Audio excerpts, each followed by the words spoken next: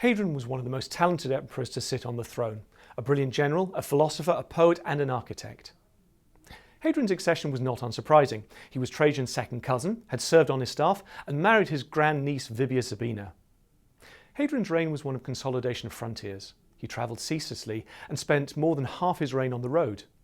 Militarily, he'd had a glittering career and he knew what he was doing.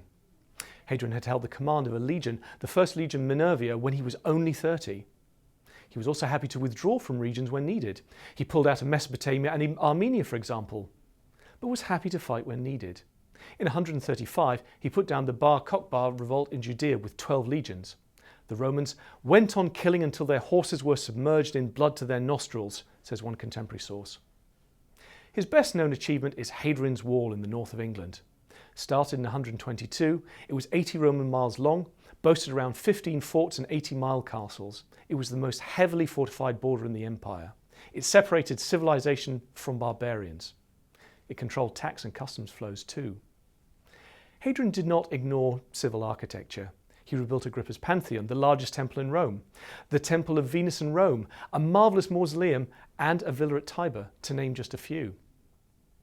Hadrian's marriage was not happy. The relationship he's best known for is that with the Bithynian teenager Antinous.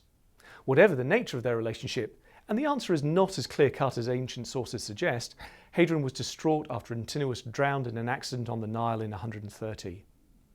Hadrian's final years were lonely and devoted to succession. His first choice as successor died unexpectedly, and Hadrian settled on Antoninus Pius.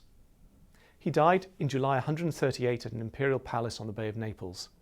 Shortly before his death, he wrote this poem. Our gentle, fleeting, wavering sprite, friend and associate of this clay, to what unknown region born wilt thou now wing thy distant flight?